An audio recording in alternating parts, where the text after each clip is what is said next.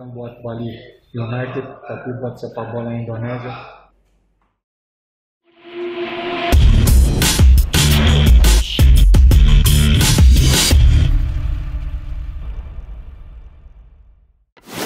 Sinteyong dan pemecatan dari kursi pelatih Timnas Indonesia mencuat usai Timnas Indonesia tersingkir di semifinal Piala AFF 2022.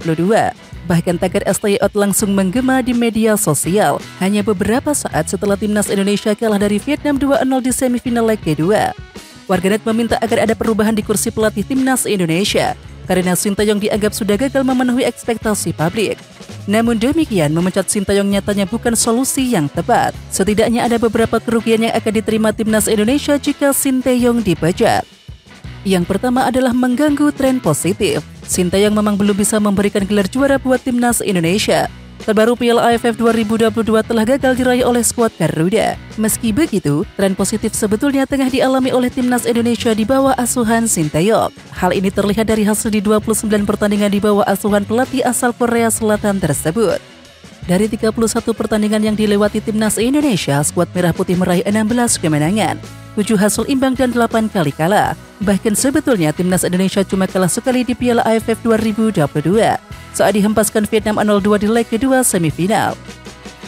Yang kedua, persiapan Piala Asia U20 dan Piala Dunia U20 akan terganggu. Seperti yang diketahui, Sinteyong tak cuma bertanggung jawab menangani Timnas Indonesia, tapi juga kelompok umur dari U20 dan juga U23. Menghadapi kejuaraan tersebut, Sinteyong sudah memiliki roadmap jangka panjang untuk anak asuhnya. Jika Sinteyong dipecat, maka persiapan ini bisa terganggu dan akan sangat merugikan. Kemudian yang ketiga adalah memulai semua dari awal. Kegagalan Timnas Indonesia di Piala AFF seolah menjadi sebuah siklus yang tak berujung. Setelah gagal, biasanya PSSI akan mencari pelatih baru, kemudian gagal lagi, lalu mencari pelatih anyar lagi. Mundurnya Sinteyong tentu akan membuat PSSI mencari pelatih baru yang layak menggantikannya. Jika semua hal ini terjadi, maka semua hal yang telah dibangun harus diulang dari nol. Sebab para pemain tim nasional di berbagai level harus kembali beradaptasi dengan pelatih baru. Baik itu metode latihan, gaya melatih maupun strategi dan filosofi yang dimiliki oleh pelatih baru tersebut. Tidak ada jaminan proses adaptasi pemain akan berjalan mulus dengan pergantian pelatih, pun dengan hasil yang akan didapatkan di kemudian hari. Jika nantinya Sinteyong dipecat dari posisinya sebagai pelatih, Stefano Cugura dinilai menjadi sosok yang cocok untuk menjadi pengganti. Berikut beberapa alasan sosok pelatih yang akrab disapa Teko ini cocok menggantikan Sinteyong, yakni sebagai pelatih Timnas Indonesia. Yang pertama, karena paham kemampuan pemain. Teko bukanlah pelatih baru di sepak bola Indonesia. Ia datang ke tanah air sejak 2017 silam. Dengan begini, pelatih berusia 48 tahun itu jelas memahami kemampuan pemain Indonesia. Pengalaman ini bisa menjadi modal bagus buat Teko dalam meramu tim atau melanjutkan fondasi yang sudah coba dibangun oleh Sinteyong. Kemudian yang kedua adalah bukti prestasi. Teko mampu meraih gelar juara dengan 2 tim berbeda. Gelar Liga 1 pertama dipersembahkan Teko saat menjadi pelatih Persija di musim 2018. Kemudian Teko berhasil membawa Bali United menjadi kampiun 2 musim berturut-turut, yaitu pada Liga 1 2019 dan 2021-2022. Pengalaman menangani tim-tim besar dan sudah memahami karakter pemain Indonesia bisa menjadi modal berharga buat Teko untuk menjadi pelatih Timnas Indonesia jika Sinteyong dipecat. Kemudian yang ketiga adalah motivasi baru. Adanya pelatih baru bisa membawa motivasi baru bagi para pemain dan staf pelatih. Terlebih ini bakal menjadi pengalaman baru buat Teko jika nantinya menangani Timnas Indonesia. Dengan pengalaman pertama ini, Teko tentunya akan berusaha semaksimal mungkin meraih hasil terbaik dan memberikan prestasi nyata buat Timnas Indonesia. Tersingkirnya Timnas Indonesia di Piala AFF 2022 mendapatkan komentar dari entrenador Persib Bandung Luis Milla.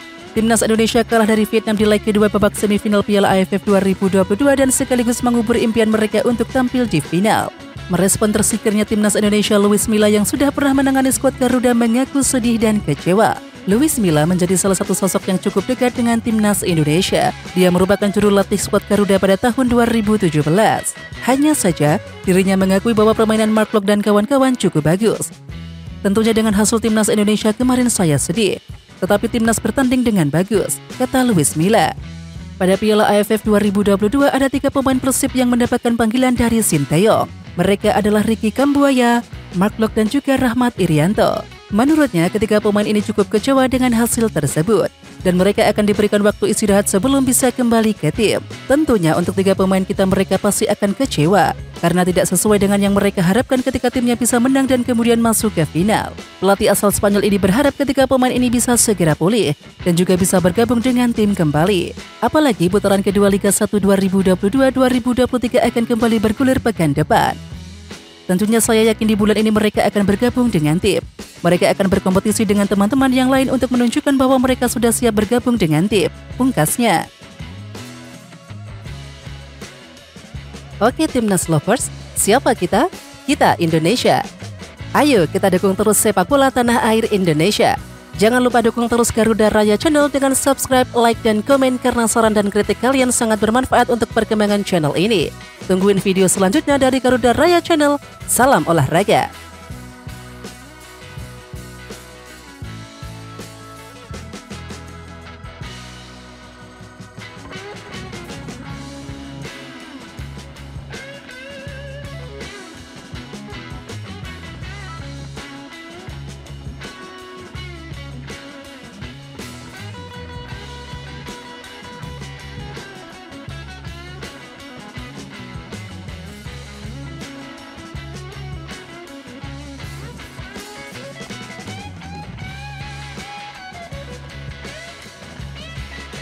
You